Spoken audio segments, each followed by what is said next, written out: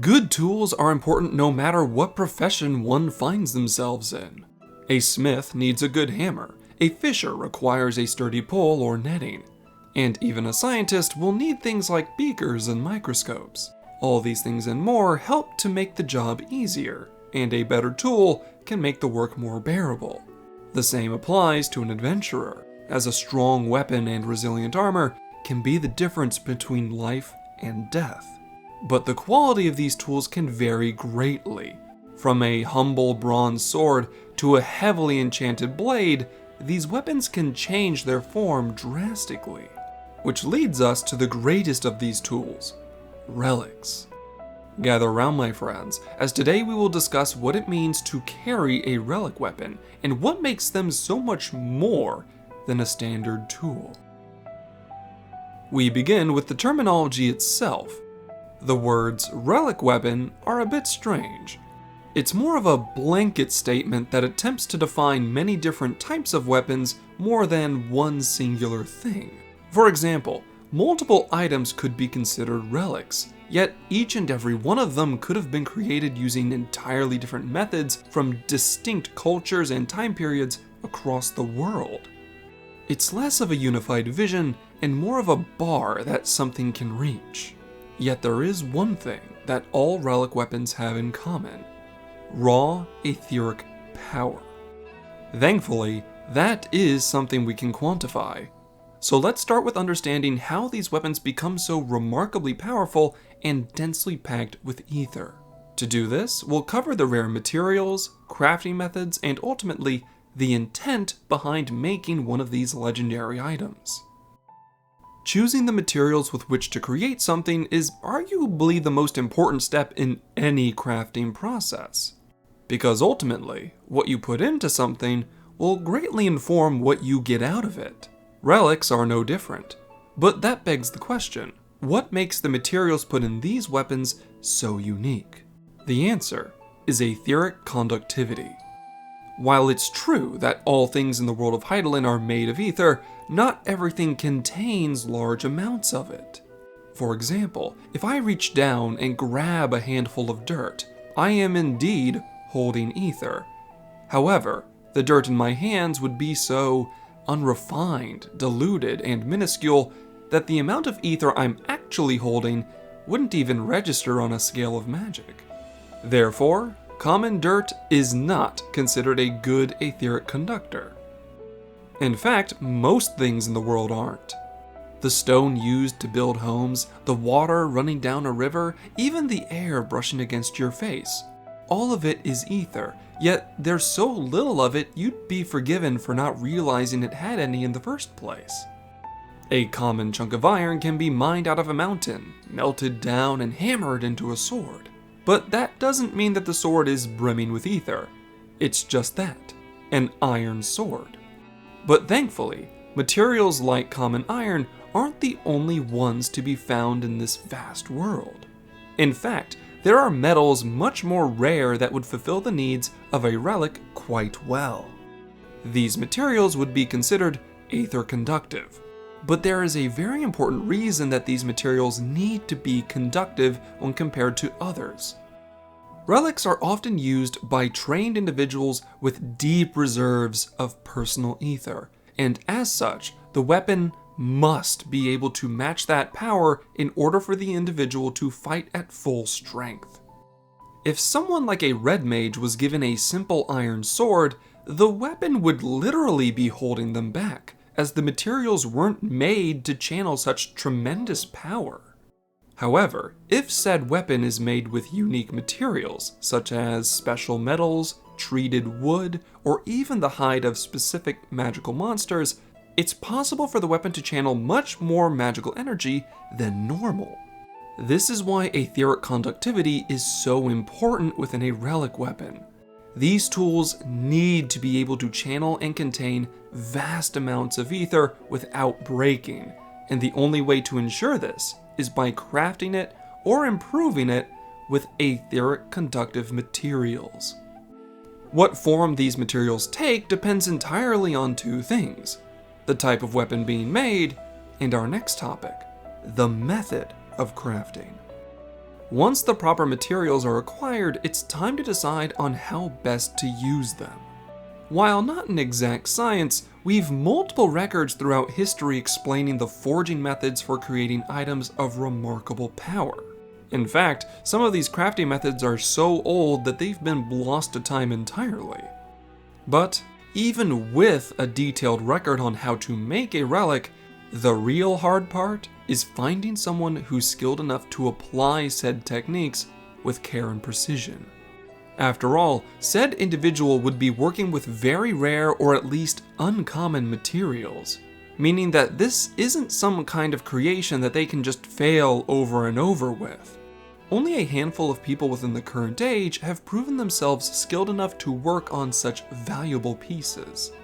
And one such crafter is a man named Geralt Blackthorn.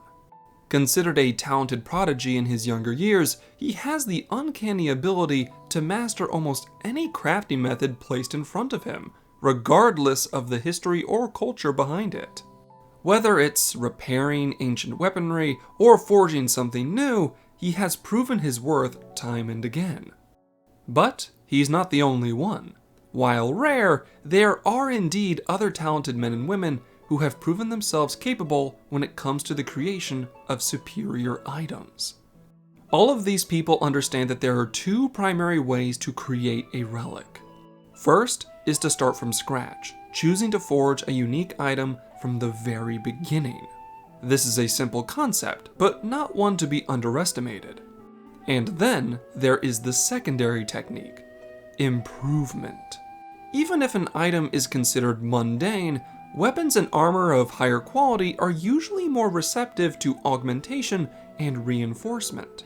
This would ultimately allow someone to reshape or improve said item with a variety of techniques. For example, Rodzathan quenching oil has often been used to treat the metals of certain weapons, increasing the item's etheric conductivity without having to forge something new. But the crafting methods being used change drastically depending on the item in question. When it comes to making something like a sword, it needs to be durable enough to retain its edge, yet not at the cost of being too heavy. Lances are tricky, as they need to be firm, yet not so much that they'd snap on impact. Even a bow can be braced with enchanted string, making an arrow that flies from it unusually fast and powerful. And then you have grimoires. These magical books are not only scribed with superior enchantments and incantations, but every page is penned with aether conductive ink, making the tome more resilient than your standard book. After all, this weapon wouldn't be very impressive if it crumpled up under a bit of rain. And yet, the diversity of these weapons is the entire point. With the right materials and the proper hands to forge them, just about anything can be fashioned into what would be considered a relic. It may sound ridiculous, but it's true. Even a kettle can be made using relic techniques. Some may consider this a tremendous waste of valuable resources, but said kettle would be the most conductive kitchenware of all time, brimming with etheric power. Finally, we reach the last phase that truly separates a relic from your common tools: intent. This is where things become much more abstract and undefined, yet is surprisingly important. To understand why, we need to know what happens when something, even a weapon, becomes a vessel for large quantities of ether. Much like how soul crystals are able to record the etheric emotions and techniques of those carrying it, some relic weapons have the strange ability to understand its wielder. This is normally a phenomena called spirit bonding, in which certain items like clothing or tools can become synced with the owner on an etheric level. Normally, spirit bonding is negligible, and the excess ether within an object can be condensed into materia by a mage. Simple. But relic weapons usually have a tremendous amount of ether. Some relic weapons, when exposed to profound stimuli, can gain an understanding of the wielder's intent. In a way, the weapon has so much energy moving around inside of it that it's able to almost develop an understanding of its purpose. Does that mean that the weapon is alive? Well, that depends on your definition of living. But one thing is certain, this phenomena does not happen all the time, and the intensity of the weapon's intent seems to change based on many factors. Perhaps you possess a spear that understands what you desire of it, and it simply desires to pierce your foes more deeply as a result.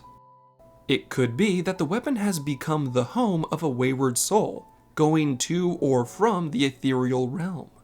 It may be that the weapon has no sense of understanding at all, and is simply receptive to your desires. But maybe, just maybe, your bond with the relic has become so profound that it can answer when you say its name.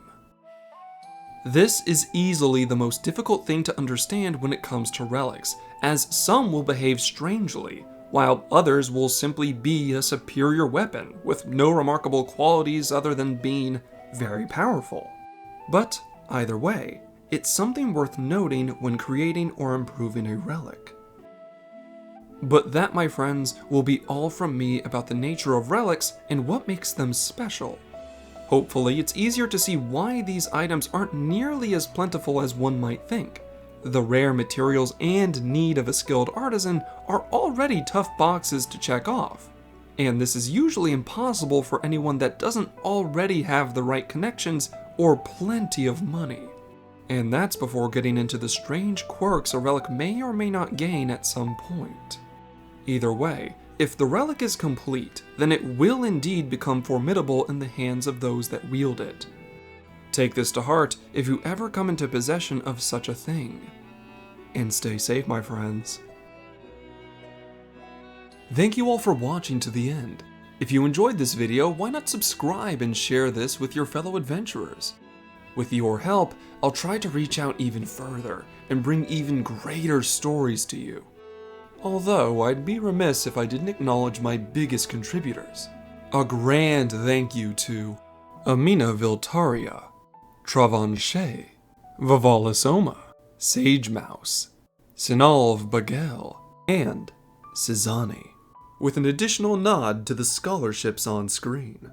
Links to things like my Twitter and that of my channel artist Caddy can be found in the description. Thank you all for your viewership as well as your support, and I hope all of you have a wonderful day. Class dismissed.